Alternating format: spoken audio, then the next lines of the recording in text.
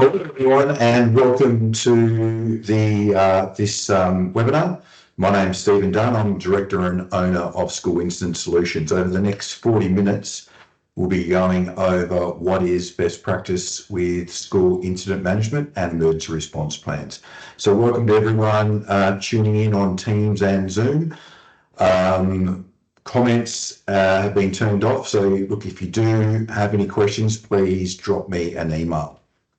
So before we get started, I think it's fair just to give a little bit of context as to who I am, and then essentially how I got into doing what I'm doing now. So my career has been spent doing security, incident management, crisis management work, from special forces in the SAS to just recently I spent 5 years at Fortescue. What I have been doing as a part-time job is the school incident solutions. I'm now doing this full-time, looking at supporting not just Western Australian and Australian clients, but also international clients with the services I provide. So how did I get into this? 11 years ago, I had a son who was at kindy. Their school did a evacuation drill. I just happened to be there while they were doing that, helping out as dads do with the play-doh. I was involved in the evacuation drill and it was terrible. It was really terrible drill. And then it got me concerned, if this is an evacuation drill, what else is protecting my son at this school? Anyway, a long story short, we looked at what was out there on the market, with templates and other educational systems. None of them aligned with anything that I would call best practice in my experience looking after Shell and Chevron and Woodside and all these companies, how they would respond to these type of incidents. So we went about and we created a product that takes the best practice from commercial entities and then have it tailored to suit a school environment. So during this presentation, as I said, please drop me any emails and also please review my YouTube channel. A lot of what I'm discussing here is caught up in some snappy little videos as well. And there's also additional resources you can view on my website. So let's get into it. If we're dealing with best practice, we need to set a context as to where this practice sits. So best practice is constantly evolving, constantly changing, depending on the threat environment and also with new technology coming into schools. So what we're discussing today is fit for purpose for an Australian context.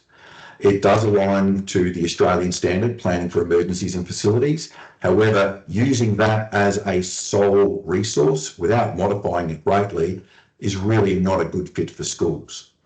We need to have a plan or systems that support schools during and after school hours, and likewise for incidents on and off campus.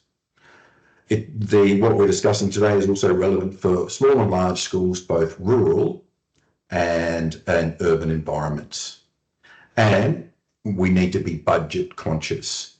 So a lot of what I'm discussing today really is simple process and procedural changes that can support your schools. Really no costs whatsoever. So at the end of this, what I hope is that you'll be able to see and benchmark your existing plans and potentially take away some of these elements where you can implement them directly into your plans. So we need to make sure we're focusing on what are the threats that our schools are facing. This is what we're focusing on today. We're focusing on the threat of injury and physical harm to students and staff. Yes, we do cover fire, but in a modern school, a fire during school hours is not your risk. This is the risk, and we need to make sure that our plans do incorporate and are fit for purpose to deal with it. So whenever we are developing a plan and working with a client, we always focus, does your plan, or as best we can we get your plan to adhere to these simple principles? Sometimes it's very hard to get that fit, but we always strive to ensure that the plans fit these guiding principles. And I'll be discussing these throughout the presentation. So let's get into the plans. So one of the things I like to discuss or when approaching a principal, describe to me how your plan works. So how does it work? Not what you do, but how does the plan work? How does it come together? How does it inform people of their roles and duties? And that's a key element of what we're discussing today, is what is a best practice solution to get your plan to effectively communicate and support the individuals within it and their roles and tasks. So what you see here in this image, this is a plan that we do at School Incident Solutions. And the first thing most people do is roll their eyes and go, that is way too many pages. However, this plan is fit for purpose and has been rolled out, tried and tested at a small school of 30 kids in remote Australia, right up to some of the largest colleges and schools.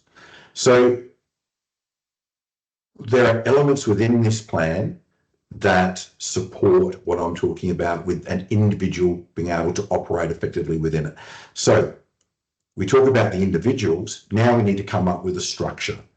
So different schools have different structures, but we always start with what is the structure that is going to work for you. If you're a small school, limited staff, this is a structure. We don't have a chief warden. The incident controller is basically doing everything.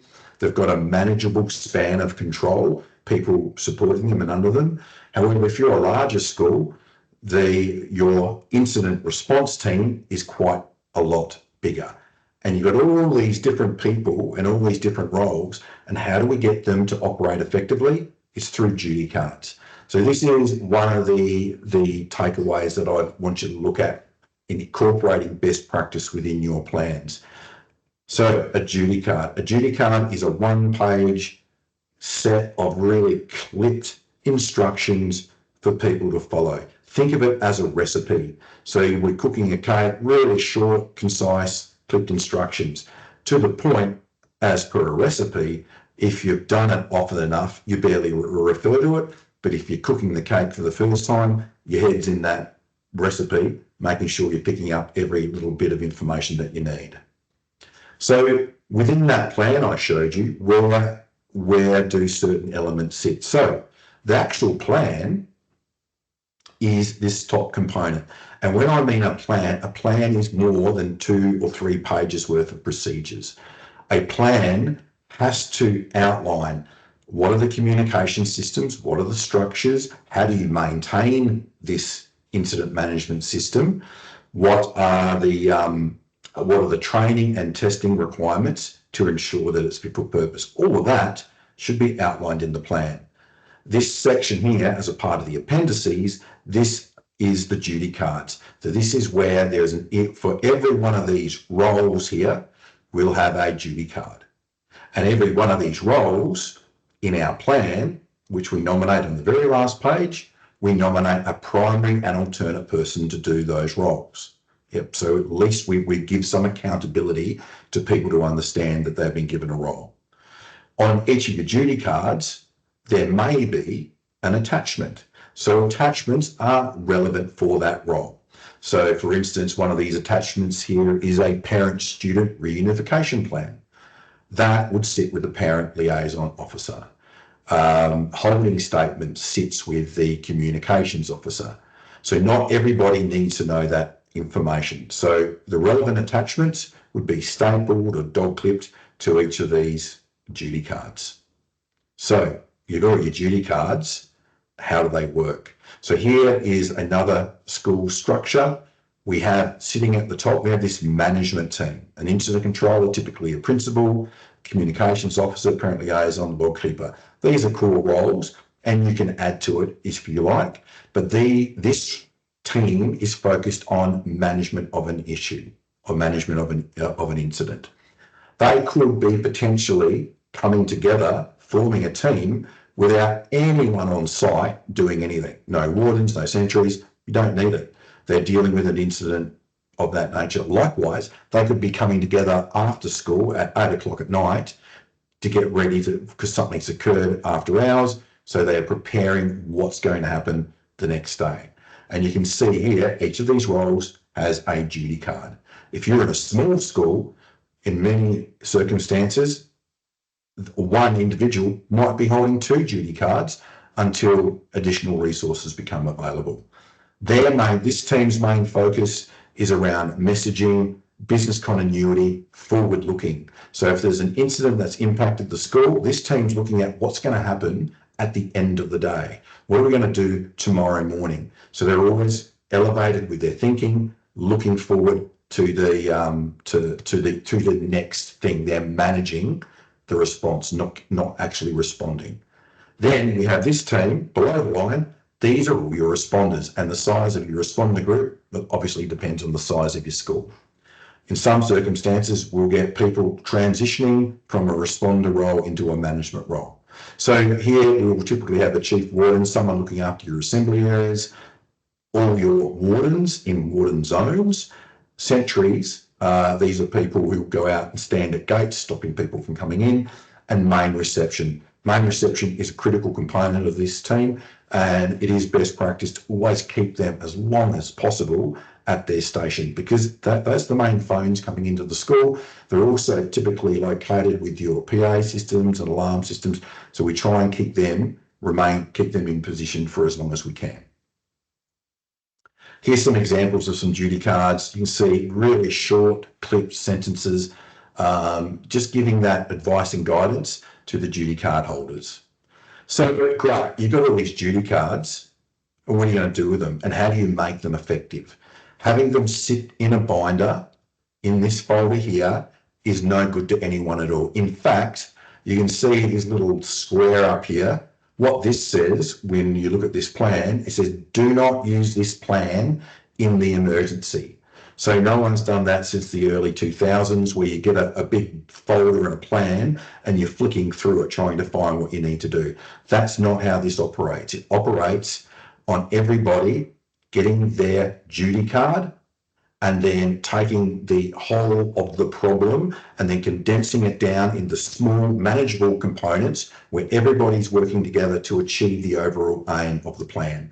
And that's the benefit of duty cards. But for them to work, they can't be sitting in a binder stuck in the principal's office. So they need to be out and about. And what we do, we deconstruct the plan to make sure these duty cards are easily accessible to anybody who wants to use them. And how do we do that? We have an incident controller duty card folder.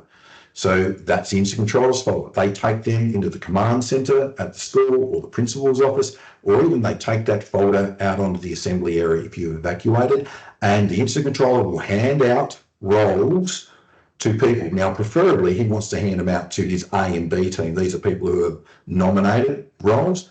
But if they're not here, like half the school's away at the swimming carnival, he's looking around going, righto, Jeremy, come over here. You're now doing this role. And that's how they build flexibility within the plan. Yes, we nominate a primary and alternate, but if no one's there, we can hand them that duty card and they can work through the problem to support the intent of the incident controller. Other duty cards also need to be readily accessible, and they would typically sit at main reception. I've seen a lot of schools put them in on a card and put them in a magazine rack near main reception that key roles can just swing by, grab their duty card, and away they go. So obviously, main reception, they have a duty card. We don't want that sitting tucked away in a binder somewhere. That needs to be readily accessible. Wardens and sentries, we also want to make sure that their duty cards are readily accessible. So you can see in this picture here, this is a warden zone, and within a warden zone, we'll have a warden station. So that is where we have that duty card for that particular position. And a warden station will be typically what we like to achieve at a warden station is a red hat for the warden. And then underneath that red hat, in its most simplest form, is the duty card for that role, for that particular area. Now, the red hat serves an additional role besides protection. Duty card, these warden stations should be in prominent, clearly visible locations. And this is a great cue to passers-by whether that role has been taken up or not. So if I have my students and I'm leaving and I look over and I see the helmet still on the wall in that warden station in my area, I could be working in the pre-kindy area. I go, right, can you take my students to the assembly area? I'm going to put on the hard hat and take on the warden area for that role. Yes, we have nominated a primary alternate, but we know on the day they're not going to be there. And this is how we build in flexibility within these warden stations. This image below, this is from one of my clients at Manford Catholic College, where they've just totally gold-plated the solution, and they've created these metal boxes which have power to them. So they've got their radios on charge, they've got helmets inside, all the folders are there. The box opens on a staff key, and then once it's open, a red light flashes on the top, which achieves the same aim as having that helmet. Flashing red light means someone's activated the warden station. So here's another snapshot of different clients and the way they've set up their incident controller duty packs and their warden stations. So here's the incident controller white hat. There's the pack. We've got another one here with the pack down below at LaSalle. This is John Bosco. They've set up warden stations in this configuration. And this is Mindari Senior College with the incident controller and the pack sitting underneath it. And then the wardens have their duty cards underneath the hard hats and radios on charge. So duty cards is how you create flexibility. And then you get those duty cards and you put them where they're needed to support people to rapidly get them and then to enact your plan. Another element of your incident management plan, which I found really quite difficult to get my head around when I was reviewing people's plans, is how do you start? What kicks these plans off? And this is where I strongly recommend you implement an immediate action drill within your plan. And this immediate action drill or process is displayed across the school. And what this does, it gives authority to visitors, contractors, staff, even students to notify a critical emergency responder to come to site. So if someone's having a heart attack, I don't need the principal's approval to get an ambulance to come to site. Let's not create an artificial time lag to get those emergency responders to site. So we want people calling 000 and getting those responders there. The next step is the critical step. And this is where we notify reception. Why? Because they are typically the only number that we is pretty much guaranteed to get answered on site. Reception will take that call and then they will ensure the incident controller is notified, and then they'll follow their process and implement whatever drill they need to.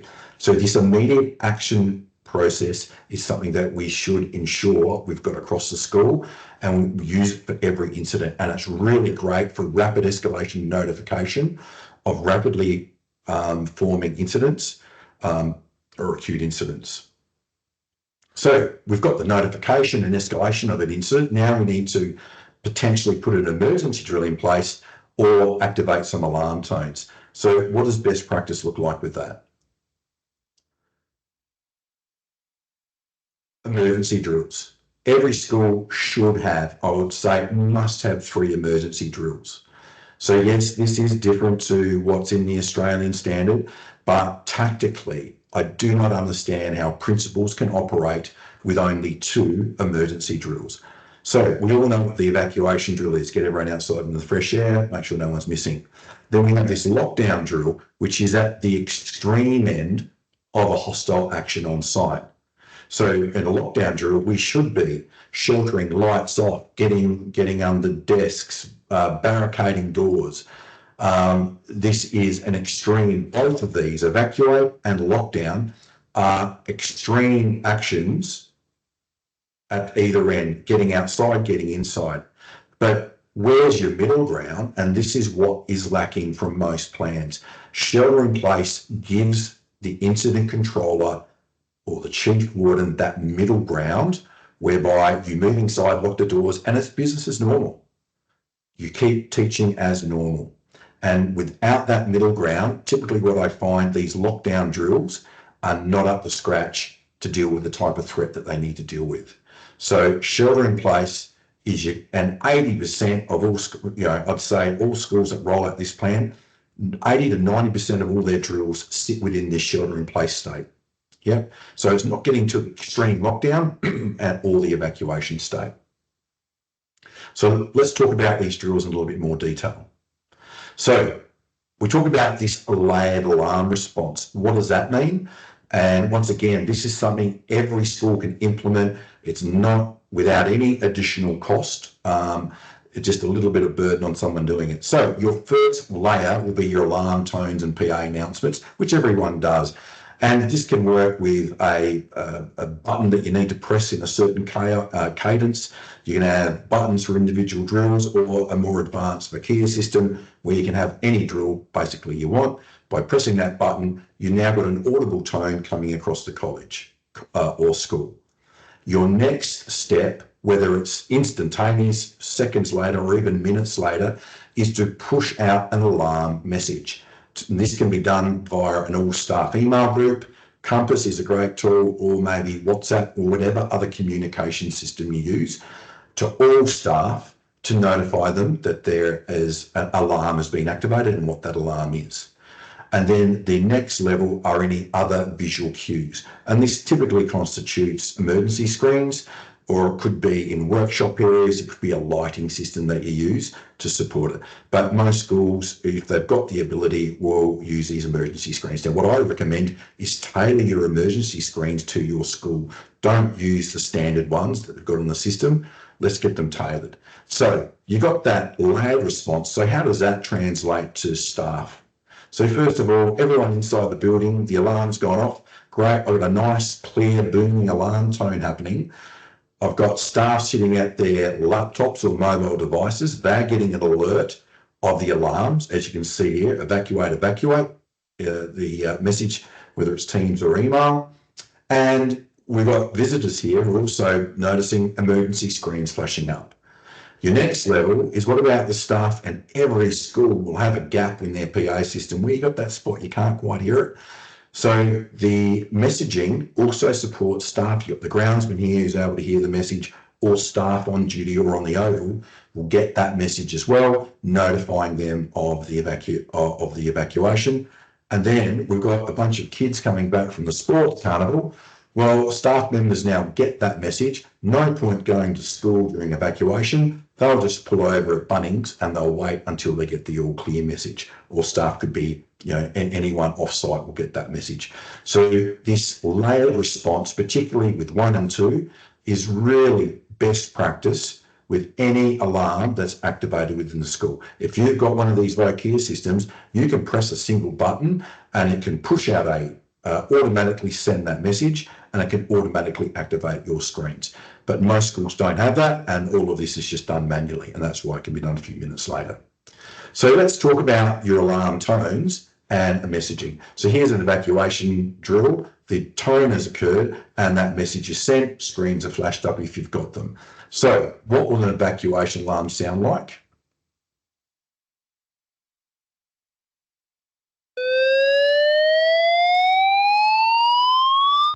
Evacuate, evacuate, evacuate.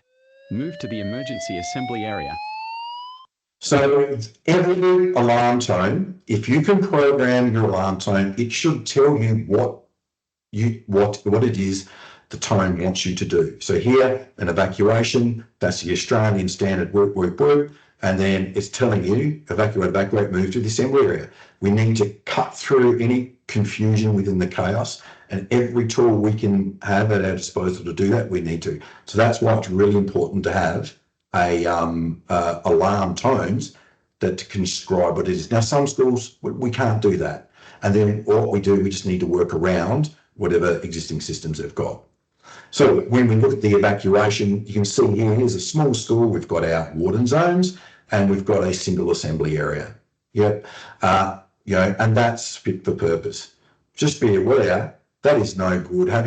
Going to a single assembly area because someone's burnt their toast in reception, in the staff room for a school of over 2,000 people is not a good idea. So there's different ways we can approach even with a standard fire drill for larger and more complex campuses. So shelter in place. We call this the chief warden's friend or the principal's friend. This drill creates an absolute optimized command and control state on your campus. Why? Because you've now gone shelter in place. You now know everybody's safely tucked inside. The grounds are clear, so emergency responders can move unhindered. You've got sentries out, waving down emergency responders, making sure parents aren't blocking exit and access routes. You've got wardens walking around, making sure that everybody's tucked inside.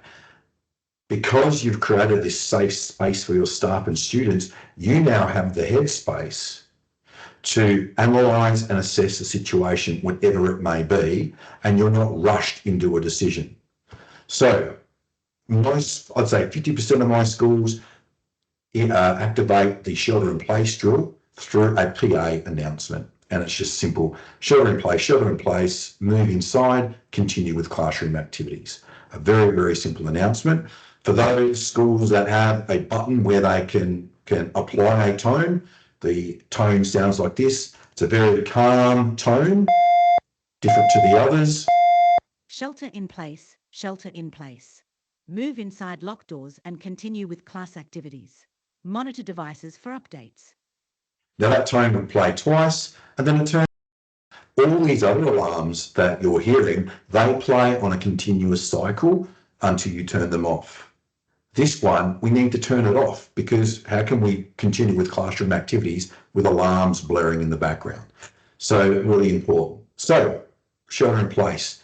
We have used shelter in place for a myriad of incidents. So we've used it when they're at a pre-primary area, there was a big fat brown snake in the play area, but then no one could find it again. Let's go to shelter in place until we can find it. It's been used for medical emergencies. It's been used for hostile interactions in the car park between parents, because we don't need to go to a full-blown lockdown where we're hiding under our desks. Get everyone inside, lock the doors. If it does escalate, well, we're only a few steps away from getting into that lockdown position. We've used it for environmental hazards, with cars burning in the car park.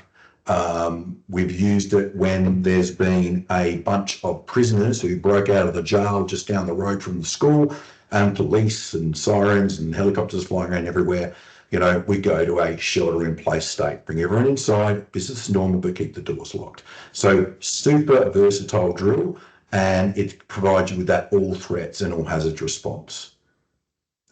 So let's talk about the lockdown drill. So now I've given you a shelter in place drill. You can understand now where lockdown sits. So lockdown, there are no half measures with lockdown. Lockdown is typically done poorly in our Australian schools. It doesn't even meet the threat of just an individual with a knife. So we need to take it seriously. There are no half measures. Lockdown is the only drill where the threat can chase you with malicious intent. So we need to make sure that out of all our drills, this is the one that we respond to the quickest. So we have an alarm tone that is jarring, deliberately so, to ensure that anybody on site knows something's bad happening and I need to respond. So the lockdown alarm plays on a 5-minute cycle. Lockdown. Lockdown. Lockdown. Lock doors, move away from the windows. This alarm plays on a 5-minute cycle. The volume drops by 50%, and that serves a couple of purposes. One, it prevents the alarm. It masks the noise of people barricading or distressed students, and it's also very disorientating for perpetrators. When we send out the lockdown alarm, if we can, remember, lockdown is super chaotic. So in this lockdown event, as your command and control, basically out the window. You have very, very limited command and control. We will send out an email if we can, and attached to that email will be instructions for staff. Even our emergency screens, we put up instructions for staff. So lockdown, what I want to see is everybody coming together where we can whisper reassurance and hold hands. Do not do an earthquake drill where everybody hides under their individual desks. That's an earthquake drill, not a lockdown drill. Here's another example of the lockdown drill, tables to try and view. We've got glass classrooms. It's very, very difficult, but best we can, put posters up, tip over some furniture to create that lockdown state where we can all gather together. So these are your 3 drills. testing and practice. So here's an example of the testing regime that we recommend for schools. Fire drill once per year in a non-bushfire prone zone. If you're in a heritage building, it may be more, or likewise, if you're in a multi-storey building, it may be more. I recommend in an Australian context, do a lockdown drill, as I described previously. Do that once every 2 years, but then make sure you do a shelter-in-place drill every year. Practice drills. There is something we can implement in your schools tomorrow with your practice drills. One of the things that we commonly get, and you'll encounter it yourself, is when an alarm sounds, the first thing people say, is that a practice drill? Is this the real drill? I don't know what's going on. We need to get rid of that. And the way we get rid of that, because that causes unnecessary delays with staff sticking their heads out the door trying to see is it a practice drill or not? Whenever an alarm sounds for a practice drill, whenever we do any of our alarm testing or our practice drills, we always push out a message, once again, on that all staff messaging system, stand by for a practice drill. And then just before we hit the button to activate the drill, we make a PA announcement, stand by for a practice drill. So it's very, very clear to all occupants, it is a practice drill. The other thing that we need to do in our schools, which is not done very well, is alarm testing. Everybody's been in a shopping centre where they've heard them test the alarms, test the fire drills. We need to do that within our schools. And it's more about familiarisation of the alarm tones for our students. So don't do this after hours during the holiday, do it during a lunchtime break. So you're not disrupting the classes, but you're training the kids to hear the alarm tones, become familiar with it, and it causes less anxiety for them. So I recommend doing this once in term 3, once in term 1, once in term 3, during the lunch break. And alarm testing is a simple process, and it should sound something like this. Stand by for alarm testing. Evacuation. Shelter in place. Lockdown. All clear. Alarm testing over. So obviously, if you would only test the alarms that you implement in your school. So alarm testing, let's make sure that's happening across our schools. Yeah. Information and who needs to know what. One thing that I find really frustrating is when you read a plan and you say it's mandatory for all staff to read the entirety of the plan. That's just creating an extra burden and anxiety on staff. And quite honestly, I've picked up a lot of these plans and I don't know how they work. And I've read it. I still don't get what you're meant to do. So imagine some university graduate coming out, you're telling them you've got to read the entirety of this plan. And now they're struggling to, what elements of this are you wanting me to pick up or take away? So the way we manage information within this system is we have 3 or 4 people who will understand the entirety of the plan. We'll have someone who is the custodian, making sure the plan is set up effectively across the school. Yep. So there's a small audience reading the entirety of this plan. Then everyone who's a duty card holder, they need to understand what their duty card is and possible interactions with other duty cards. But all other staff, all they need to know is what's on their evacuation diagrams, if they're done properly, and then what we recommend is what's in a 4-minute video. And this is a really great tool for new staff induction. So 2 days after you've done the fire drill, you get a new staff member in, they're not going to be practicing your drills for months.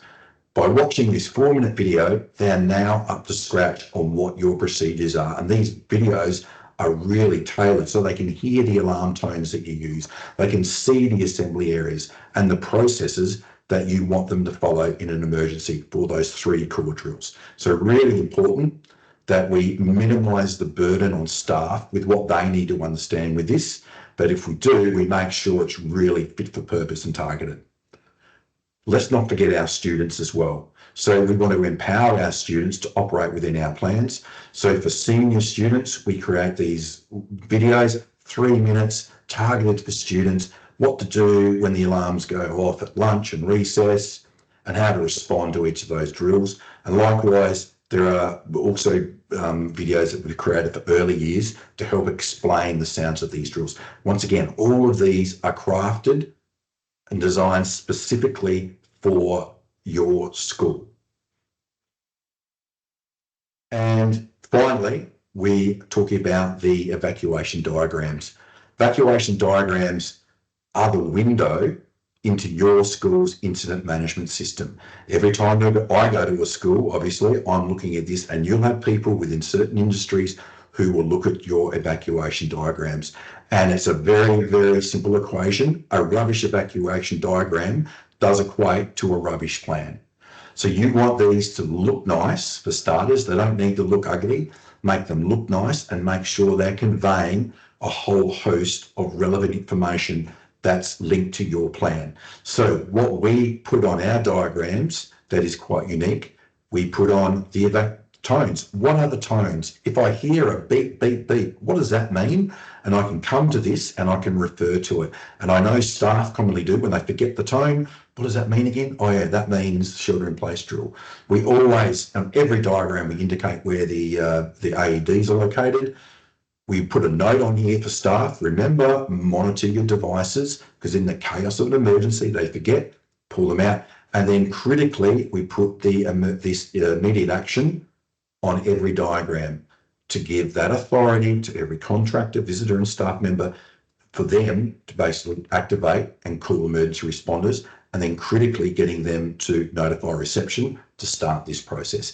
So evacuation diagrams are, once again, need to be aligned to your incident management plan for best practice, with everything operating as a system. So in conclusion,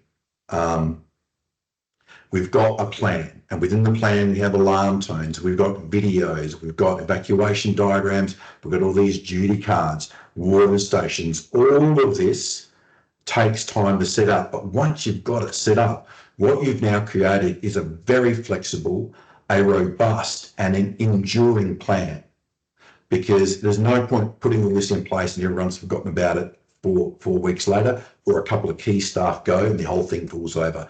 So we need to make sure it's enduring. We have an all hazards approach where all hazards, all threats. We don't care what the event is. We've got 3 drills that we can at least get an initial response until we can work out what it is we need to do.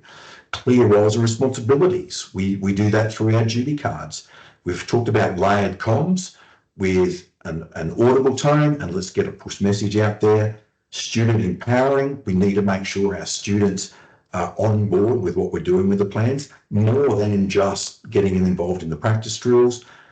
Obviously, practice and review, and let's keep it simple. Once again, our duty cards keep it simple, because all I'm focusing on is my few little dot points, and I'm achieving the overall aim of the incident management plan. So everybody, this has been a bit of a broadcast, and I apologise for that. I do prefer a 2-way conversation. So to everyone on Zoom and everyone on Teams, thank you for your attendance.